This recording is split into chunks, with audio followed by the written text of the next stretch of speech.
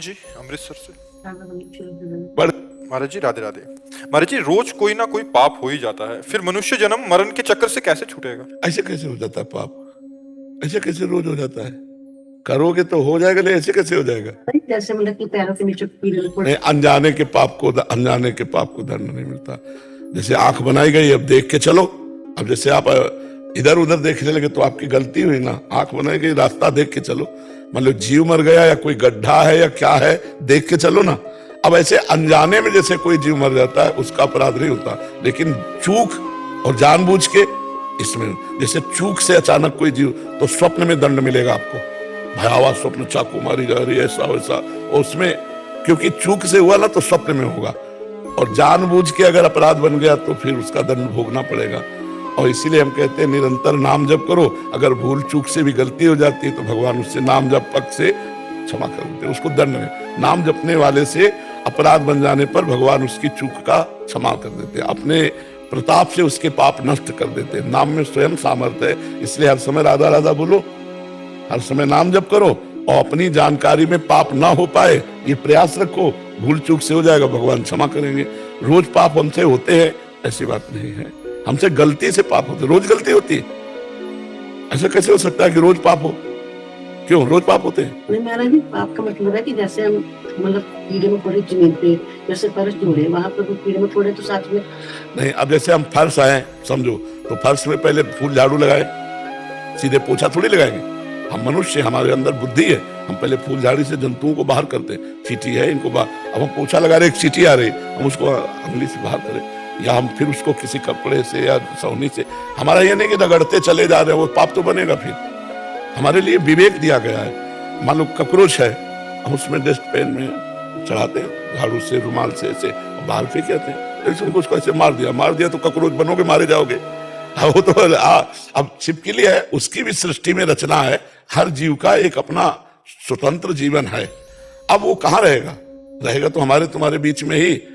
कोई भी जीव ऐसे नहीं काटेगा, जब आपका संयोग होगा तो काट लेगा, और संयोग होगा तो तुम बच नहीं सकते, और संयोग नहीं है तो ऊपर से निकल जाएगा, काटेगा नहीं। एक बार हम तो धाम में थे, तो ठंडा ठंडा छाती में लगा, हमने कहा क्या है, तो देखा सांप निकल के, काटा नहीं।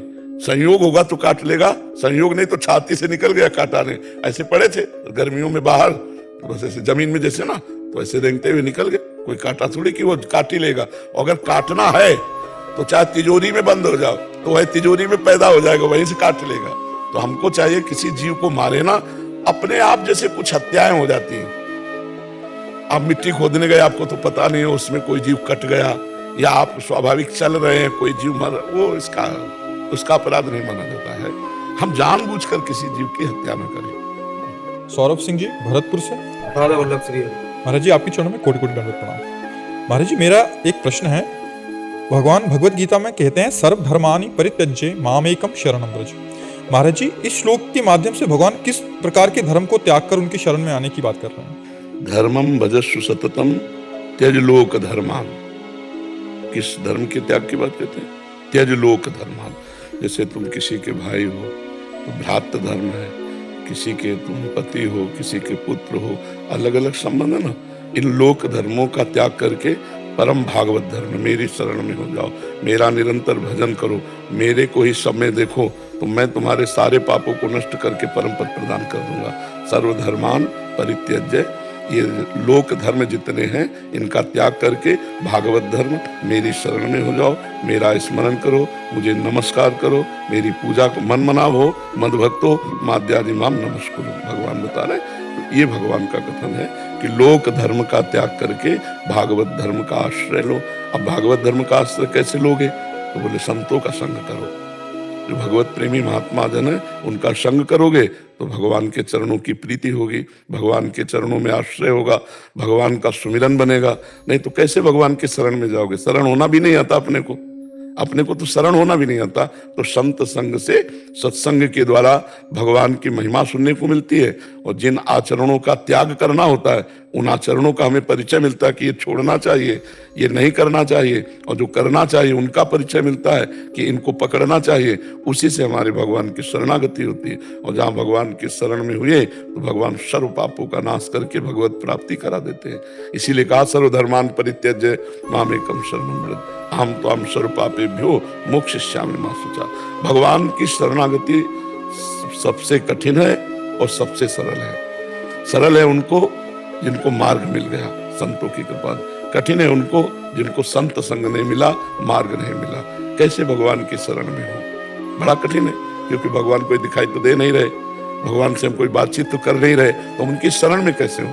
जब हम उनके प्रेमी जनों का संग करते हैं तब शरणागत हो जाते हैं, फिर भगवान का आश्रय हो जाता है, भरोसा। जब हनुमान जी का दर्शन हुआ विभीषण जी को, तभी भगवान की शरणागति हुई। ये अभी तक भक्ति कर रहे थे, लेकिन भगवान के समीप पहुंचने का सौभाग्य नहीं मिला। जब हनुमान जी मिले तो उनको ये विश्वास हुआ कि भगवान की हमारे ऊपर कृपा है। और जब हनुमान जी के दर्शन हो गए तब राम जी के दर्शन हुए, राम जी की शरणागति हुई। ये देवेंद्र पाल सिंह जी अलीगढ़ से। राधा वल्लभ सिंह। महाराज जी आपके चरणों में कोटि कोटि प्रणाम। महाराज जी अध्यात्म में ये कहा जाता है कि ईश्वर सत्य है, जगत मिथ्या है, और आम बोलचाल की भाषा में भी कहा जाता है कि जो देख रहे हो वो सपना है। फिर भी ये महाराज जी मन झूठे संसार की ओर आकर्षित क्यों होता है? मलिनता में मन का आकर्षण संसार की तरफ होता है, और निर्मलता में मन का आकर्षण भगवान की तरफ होता है। निर्मल मन जन सो मोहि पावा, मोहि कपट छल छिद्र न भावा। तो मन की मलिनता क्या है? दुर्वासनाएं मम सदा परिकर्षयन्ति। ये जो काम है, क्रोध है, लोभ है, मोह है, मद है, ये दुर्वासनाएं हैं। ये दुर्वासनाओं के कारण हमारे मन में मैल जमा हो गया है। अहंकार का मैल, ममता का मैल, काम का मैल, क्रोध का मैल, मत्सर का, ईर्ष्या का, द्वेष का, लोभ का। अब ये भजन से छूटे, भजन जल से मन निर्मल होता है। खूब नाम जप करो, सत्संग सुनो, बड़े बूढ़ों की सेवा करो, दूसरों का उपकार करो, और ये सब भगवान को समर्पित कर दो। उससे मन निर्मल हो। और जहां मन निर्मल हुआ तो सच्चे मानिए, जैसे बमन समझते हैं ना, बमन माने जो उल्टी की जाती है, उसको खाने का मन नहीं होता, ऐसे किसी भी भोग के भोगने का मन नहीं होगा।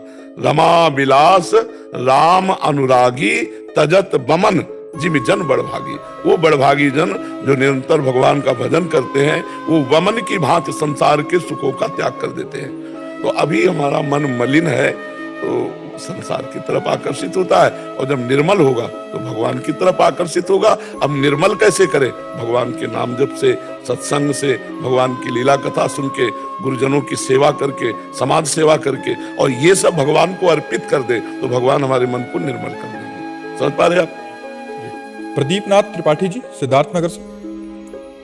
महाराज जी राधे राधे। महाराज जी बच्चों को संसार में अच्छे तथा सुखी जीवन के लिए आध्यात्मिक ज्ञान जैसे पूजा पाठ शास्त्र आदि की जानकारी देने की आवश्यकता आदि होती है, या फिर सांसारिक ज्ञान, विषय, धन, रिश्ते, नाते आदि की जानकारी? दोनों चाहिए, दोनों चाहिए, दोनों चाहिए, एक से नहीं बनेगा। अगर हम रा और बड़ा की मात्रा और माँ, इसका ककारा में ना ज्ञान, तो हम राम नहीं लिख सकते। अध्यात्म का राम हम नहीं लिख सकते। यदि ककारा और मात्रा हम संसारिक ना पढ़े होते तो अध्यात्म के ग्रंथ हम नहीं पढ़ सकते।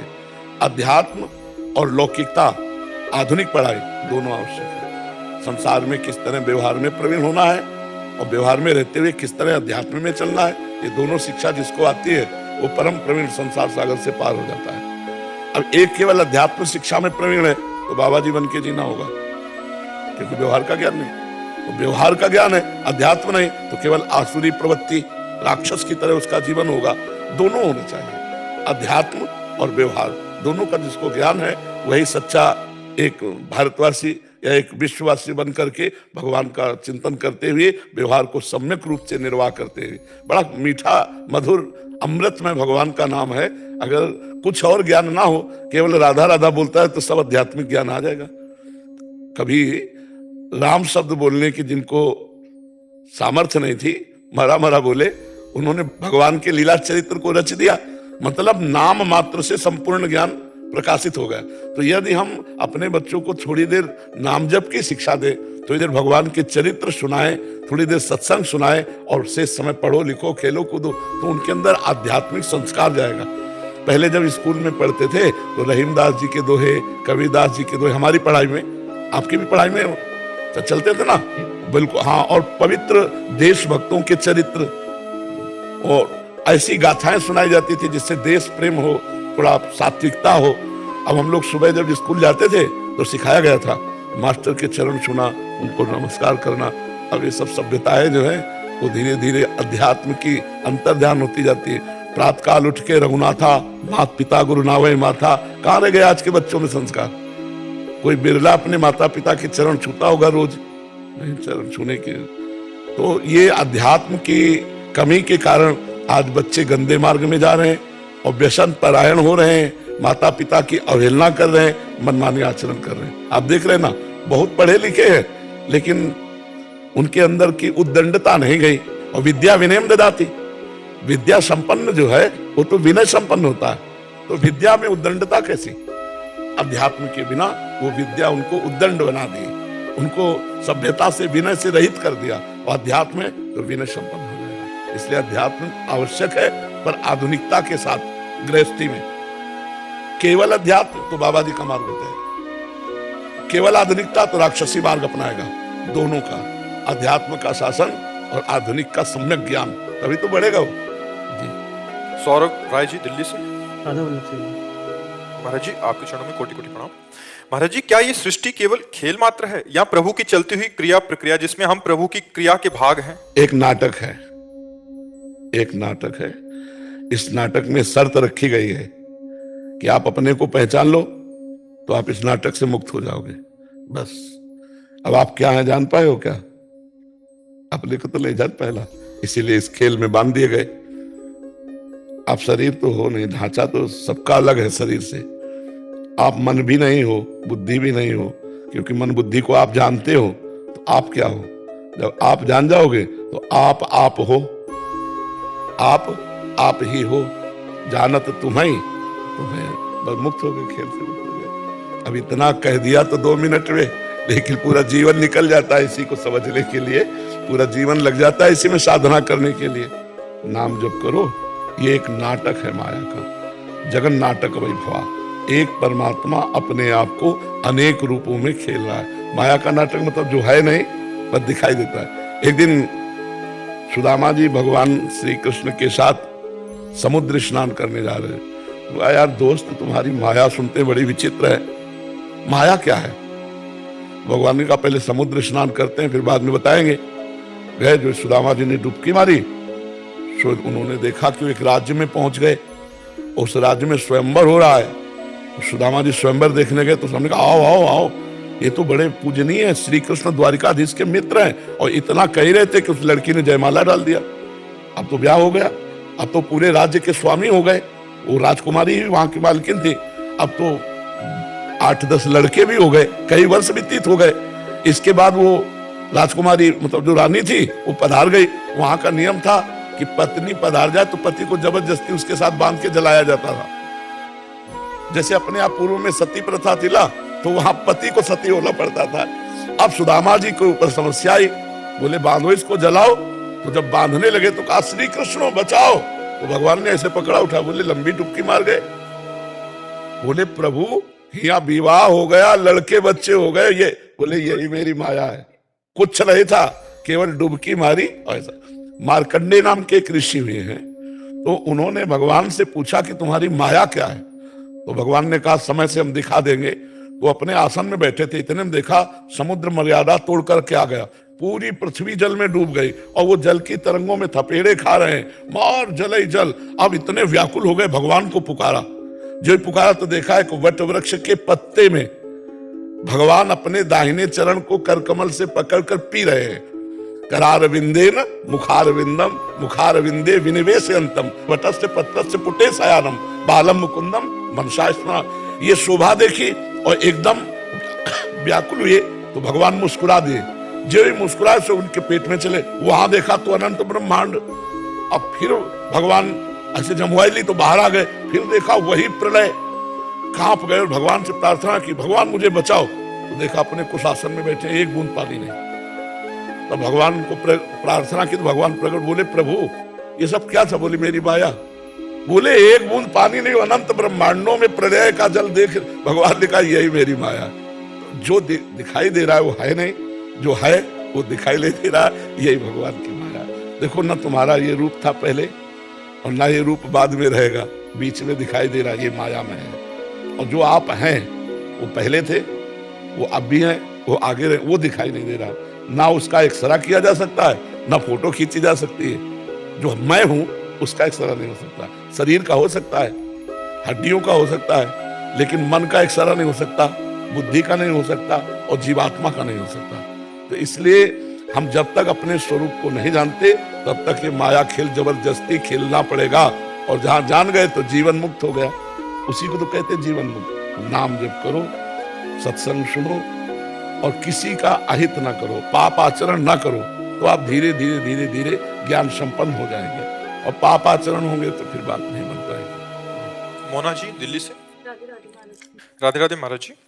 महाराज जी, जैसे हम भोग भोगने से उसी समय थोड़ा सा सुख का आभास होता है, वैसे ही थोड़ा नाम जप से आनंद अनुभव क्यों नहीं हो रहा अभी? इसमें थोड़ा नहीं होता, इसमें महान होता है। नाम जप में पहले पाप का नाश करेगा। यद तज्ञे विष्णु परिणामे अमृतोपमम तत्सुखम सात्विकम स्मृतम। और यद तज्ञे अमृतोपमम परिणामे विष्णु तत्सुखम राजसम स्मृतम। जिसकी शुरुआत विष जैसी हो नाम जप, उसका परिणाम अमृत जैसा होगा। इस सात्विक भगवदानंद है। और जिसकी शुरुआत अमृत जैसी हो, परिणाम विष जैसा हो, सांसारिक भोग। इसमें तत्काल सुख की अनुभूति का भ्रम होता है, तो जीवन पूरा बर्बाद हो जाता है। इसी में जीवन लगा रहता है, हाथ कुछ नहीं लगता। और भगवदानंद में एक विष जैसा लगता है। 3 बजे उठना, नहा धो के माला जपना, आराम से खूब पड़े 8 बजे तक सोना, अमृत जैसा लगता है, लेकिन इसका परिणाम विष होगा। जिसकी शुरुआत विष जैसी लगे उसका परिणाम अमृत होगा। समुद्र मंथन में सबसे पहले विष निकला, फिर बाद में अमृत निकला। इसमें बाद में आनंद मिलेगा। पहले नाम जप के द्वारा पाप वासनाएं नष्ट होंगी, पाप प्रवृत्ति नष्ट होगी, तब आनंद की। अब कितना पाप जमा है वो भगवान जाने। तो इसलिए हम खूब नाम जप करें और चिंता आनंद की ना करें। जहां आनंद शुरू हुआ फिर बढ़ता ही चला जाएगा, कभी घटेगा नहीं। ये भगवदानंद बढ़ता रहता है, ये कभी घटता नहीं है। और विषय सुख घटता जाएगा। एक चीज को एक बार पाओ, मान लो खीर पाई, अच्छी लगी, फिर पाओ तुरंत, फिर और पाओ, घृणा हो जाएगी, नहीं खीर नहीं, उसमें नहीं निकलता जाएगा। और इसमें जितना आनंद मिलता जाएगा उतनी भूख बढ़ती जाएगी। पूरा जीवन भजन करो, फिर भी यही रोकर कहना होगा कि हमें भजन दो, रात दिन में भजन करो। तो ये आनंद धैर्य पूर्वक पहले नाम जप करो, तुम्हारे पाप और पाप की प्रवृत्तियों का नाश करेगा, फिर आनंद का प्रभाव। जैसे आनंद बढ़ा ये बढ़ता चला जाएगा। ये भगवदानंद समुद्र है, जो आनंद सिंधु सुख राशि सीकर तय त्रैलोक सुपासी सो सुख धाम राम सुनामा। जिनका नाम राम है वो सुख समुद्र है। जितना नाम जप करोगे उतने भगवान के सुख समुद्र में डूबोगे। पर प्रारंभ नहीं, प्रारंभ में तो विष जैसा लगेगा, परिणाम अमृत जैसा होगा। यद तज्ञे विष्णु परिणामे अमृतोपमम। महाराज जी, श्री हरिवंश महाराज जी, मैं आपको अपना परम प्रिय मित्र मानता हूँ। तो प्रभु जी, आपकी जो ऐसी सोच हुई कि नाम जप से ही सब कुछ हो सकता है, वो आपको कैसे पता चला?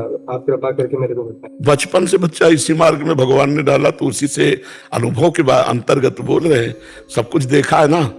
प्रभु जी, 18 अक्टूबर को मैं यहाँ पे अपने घर से मैं लाइब्रेरी आ रहा था पढ़ने। एक भैया को देखा, वो पैदल पैदल श्री धाम वृंदावन आपसे मिलने आ रहे हैं। तो मैंने घर पे भी नहीं बताया और मैं लाइब्रेरी से सीधा बैग उठा के और सीधा यहाँ पे पैदल पैदल। नहीं, गलत किया। इससे नहीं, घर वालों को सूचना देना अत्यंत आवश्यक है। ऐसे नहीं चलना चाहिए, क्योंकि वो चिंतित होंगे ना। हम दूसरों के दुख का कारण क्यों बने? हम एक सूचना दे देते हैं, उनके पैर छू करके अनुमति ले लेते हैं, फिर आते तो क्या परेशानी हो जाती? प्रभु जी, मैंने अपने घर पर भैया को फोन कर दिया, भैया ने सब कुछ संभाल लिया। मैं यहाँ पर प्रभु जी 5 दिन में आ भी गया।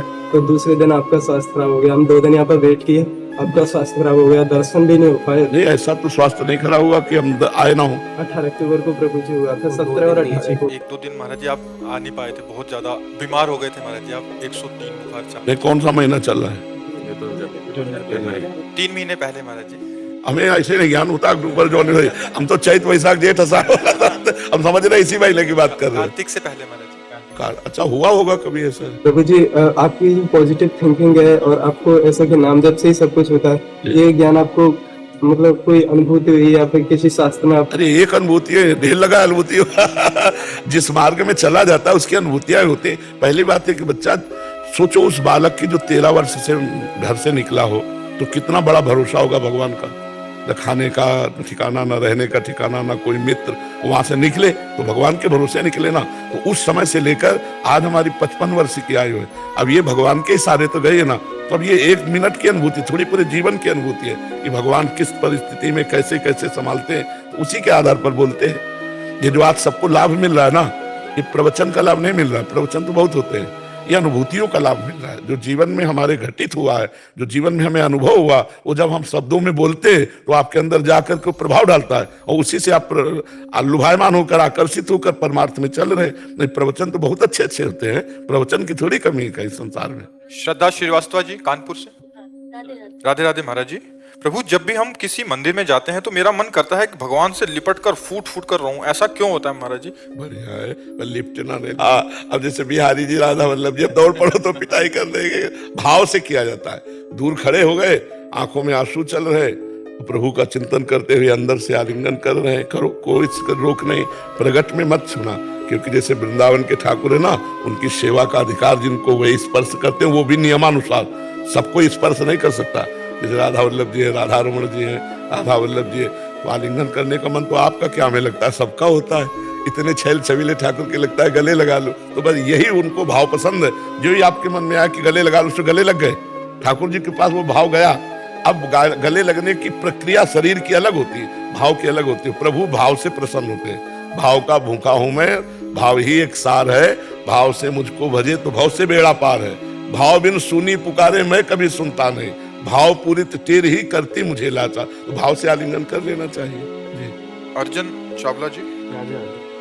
महाराज जी, आपके चरणों में कोटि कोटि प्रणाम। महाराज जी, आजकल के व्यक्ति में एक अच्छे इंसान की क्या परिभाषा है? आजकल क्या, पूर्व से लेकर अभी तक अच्छे इंसान का मतलब है परोपकार परायण, अध्यात्मवान। 2 शब्द समझ लो, अध्यात्मवान, परोपकार परायण। चाहे जिस युग में हो, चाहे सतयुग हो, चाहे त्रेता हो, चाहे द्वापर हो, चाहे कलयुग हो, अच्छे आदमी की पहचान अध्यात्मवान और परोपकार। अगर अध्यात्मवान नहीं है तो मुर्दा टहल रहा है, फिर क्या है। और परोपकार नहीं है तो राक्षसी स्वभाव है। तो अध्यात्मवान और परोपकार ही अच्छे आदमी का लक्षण है। अध्यात्मवान नहीं तो छोटी मोटी अच्छाई नहीं है, वो नाटक कर रहा है अच्छाई का, क्योंकि उसको ज्ञान नहीं है, वो राक्षसी स्वभाव को व्याप्त हो जाएगा। जैसे थोड़ी सी अच्छाई दिखा रहे हैं, पैर छू रहे हैं, हाथ जोड़ रहे हैं, लेकिन अंदर छुपा हुआ जो उसके राक्षस है, वो जब उदय होगा तो अध्यात्म के बिना उस पर अंकुश नहीं किया जा सकता, वो मार देगा। आदमी के 2 चेहरे होते हैं, एक दिखावटी कैमरे के सामने वाला अलग और एक कैमरे के पीछे वाला अलग। तो अध्यात्मवान है तो ये बात नहीं होगी, वो चाहे एकांत हो चाहे समाज में हो, एक जैसा होगा। और परोपकारी है तो दूसरे का अहित करेगा नहीं। इसलिए अच्छे आदमी की पहचान परोपकार, अध्यात्मवान। आप समझ पा रहे हैं? आपकी नजर में क्या अच्छे आदमी की पहचान? मेरे नज़र में तो यही है कि जो अपने माता पिता की सेवा करे और भगवान में भी ध्यान लगाए। इसका मतलब क्या हो गया? दोनों बातें हो गई ना, परोपकार और अध्यात्मवान। बातें की हो गई ना। अध्यात्मवान जिसको शास्त्र का ज्ञान हो, जो भगवान से अपनापन करता हो। परोपकार माता पिता, परिवार, पशु पक्षी, समाज, किसी की भी सेवा का अवसर आवे वो हिचके ना और सेवा करे, वही अच्छे आदमी का लक्षण है। ठीक है। निखिल जी, मुंबई से। राधा महाराज जी, आपके चरणों में कोटि कोटि प्रणाम। महाराज जी, ये दास का ये प्रश्न है कि गुरु के प्रति पूर्ण समर्पण और अनन्यता कैसे आए? आपके श्री वचनों का आजीवन पालन करूं, ऐसी योजना? हाँ, बस आज्ञा पालन से ही आता है। देखो, बिनु जाने न होए प्रतीति, बिन प्रतीत होए न प्रीति, बिन प्रतीत उपजय न विश्वासा, और बिन विश्वास भगति नहीं ते, बिन द्रवहि न राम, राम कृपा बिन सपने जीव न ला विश्राम। पहले तो हमें विश्वास हो कि मेरे गुरु जी परब्रह्म है। गुरुर् ब्रह्मा गुरुर् विष्णु गुरुर्देव महेश्वरा, गुरु साक्षात परब्रह्म तस्मै श्री गुरुवे नमः। मेरे लिए मेरे गुरुदेव परब्रह्म है। हम ये नहीं कहेंगे, सबको नहीं कहेंगे, ये नहीं, ये मेरे लिए है, मेरे परब्रह्म है। बंदो गुरुपद कंज कृपा सिंधु नर रूप हरि, महामोहतम कुंज जासु वचन रविकर निकर। मेरे लिए हरि ने गुरु रूप अवतार धारण किया, ये मेरे लिए गुरु ने अवतार। हाँ, ये अपने अंदर भावना रखनी। और जो गुरु जी ने नाम दिया है, जब नाम जप करोगे आप निर्विकार होने लगोगे, आनंद की वृद्धि होगी, तब समर्पण होगा आपका असली समर्पण। हाँ, बलिहारी गुरु, बलिहारी, आपने जो मुझे सुख दिया, अब तन मन प्राण सब कुछ आपको बलिहारी, तब आएगा। ऐसे थोड़ी आ जाएगा। ऐसे तुम कह रहे हैं हम आपके हैं, लेकिन ऐसे सच्ची बात नहीं। सच्ची बात है जब हृदय में आत्मानंद का सुख मिलेगा तब लगेगा ये सुख तो गुरुदेव ने दिया है, तब हम बिक जाएंगे गुरु को। तो इसीलिए गुरु जी ने जो नाम दिया है, हम उस नाम को खूब जप करें और गुरु की आज्ञा का पालन करें, तो गुरु हमारे प्राण हो जाएंगे, गुरु हमारे जीवन हो जाएंगे, गुरु हमारे सर्वस्व हो जाएंगे, और गुरु ही सब कुछ है। अभी साधन माना जाता है गुरु को, हाँ, गुरु को साधन माना जाता है और साध्य कुछ और माना जाता है। तब तक समर्पण नहीं हुआ। जब गुरु ही साध्य हो गए, गुरु साक्षात परब्रह्म, तो हम किसके दर्शन अब चाहेंगे? हम तो रोज दर्शन कर रहे हैं अपने परब्रह्म के आनंद का। लेकिन ऐसा नहीं होता। हम गुरु में मनुष्य भाव करते हैं, हम गुरु में कभी कभी थोड़ा बड़ा भाव किया तो अच्छे संत भाव कर लेते हैं, अच्छे साधक भाव कर लेते हैं, लेकिन गुरु साक्षात परब्रह्म, तस्मै श्री गुरुवे नमः, ऐसा तो कोई बिरला ही करता होगा। गुरु बोले कहां तक पहुंच हुई? बोले पूरी पहुंच हो गई। क्यों? हमने अपने गुरु को पा लिया, अब सब कुछ पा लिया, हमने पा लिया। बोले तुम सिद्ध हो गए? बोले हम सिद्ध नहीं हुए, पर सिद्ध के हो गए, हम सिद्ध के हो गए। हमारे हमने परब्रह्म का वर्ण किया, हमारे गुरुदेव परब्रह्म है। पर ये अंदर भाव आना, नहीं तो गुण दोष में शरीर के अनुसार हम गुरु का भाव रखते हैं, परब्रह्म का भाव तो कोई बिरला ही रखता है। और जो परब्रह्म का भाव रख ले तो फिर सब बेड़ा पार है। अब हमको किसके चाहे? हमारे गुरु मिल गए, हो गए, हमारे गुरु मिल गए, हो गए। देखो गुरु के वचनों पर विश्वास। एक दिन भक्तमाल जी में एक चरित्र है कि एक शिष्य गुरु की सेवा के लिए भिक्षान्न मांगने जाते थे, तो 10-5 गांव मांग लिए और फिर वो 2-4 महीने चला, फिर मांग लाए। तो मांगने जा रहे थे और वो संत सेवा करते थे, और गुरु जी संत सेवा कराते थे। गुरु जी ने कहा बेटा अच्छा तुम जा रहे हो भिक्षा को, मैं एक बात कहना चाहता था। उनका गुरु जी बताओ। बोले नहीं, लौट के आओगे तब बताएंगे। अब जब वो लौट के आए तो गुरु जी पधार चुके थे, विमान बांधा जा रहा था। तो उनका भाई क्या हो गया? बोले आपके गुरु जी तो गए। बोले ऐसा नहीं हो सकता, गुरु के वचन कभी मिथ्या नहीं होते। उन्होंने कहा था लौट के आओगे तब हम आपको बात बताएंगे। तो बोले नहीं, बोले वो तो पधार गए, विमान बांधा जाता। बोले छोड़ो, गुरुजी ने कहा था कि हम लौट के आएंगे तब बात बताएंगे। नजदीक गए, प्रणाम किया, बोले गुरुजी लौट के आ गए, बात बताओ। उठ के बैठ गए, उठ के बैठ गए। बोले बेटा जैसी तुम्हारी हमारे में प्रीति है वैसी सब संतों में प्रीति कर लो तो बात बन जाए। तो बोले गुरुजी 1 साल के अंतर्गत, 1 साल में सेवा करूंगा, 1 साल के अंतर्गत आप बताओ कि आप में और संतों में भेद तो नहीं किया, फिर आपका मन हो तो परम धाम चले जाना। 1 साल फिर रहे गुरुजी। उनकी बुद्धि है कि मेरे गुरुजी परम ब्रह्म है। और हाँ, और जब वो सत्य है तो हमारी अनुपस्थिति में उस प्राण कैसे त्याग सकते? उन्होंने कहा था बताएंगे।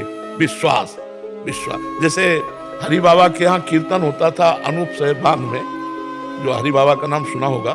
हाँ, तो एक भगत रोज कीर्तन में सब आते थे, तो वो भगत नहीं आए। तो बाबा की दृष्टि गई, घंटा उठाते और कहा वो नहीं आए। बोले तो पधार गए। बोले नहीं यार, बिना कीर्तन किए कैसे पधार गए? बोले लाओ, तो विमान में आए थे। बोले रस्सी खोलो, और घंटा हरी बोल, घंटा बजाए। बोले कीर्तन करके जाओ यार। उठ के बैठ गए, कीर्तन हुआ। अब ये नए बच्चे भी विश्वास करेंगे इन बातों में। कीर्तन हुआ, इसके बाद कहा जाओ श्री कृष्ण के पास। कर तुम अकर तुम अन्यथा कर तुम, भगवान और भगवान के भक्त दोनों होते हैं। तो हम भगवान के भक्तों में भगवत भावना कर लें यदि, तो हमारा बहुत जल्दी काम बन जाए। क्योंकि गुरु में भगवत बुद्धि होना बहुत कठिन बात है, बहुत कठिन बात है। आप सब देख लो, ये गुरु में भगवान की बुद्धि होना, गुरु जी की कृपा से भगवान मिल जाएंगे, इस बात में विश्वास हो जाएगा। लेकिन गुरु जी ही भगवान है, इस बात में थोड़ा कहने को होगा, कहने को होगा, लेकिन हृदय में ये बात नहीं होगी। अगर हृदय में, तो अब मेरे को क्या साक्षात्कार करना? मैं तो अपने गुरुदेव को रोज देख रहा हूँ, साक्षात्कार हो गया मुझे गुरु का। बस इसी विश्वास से बात बनी।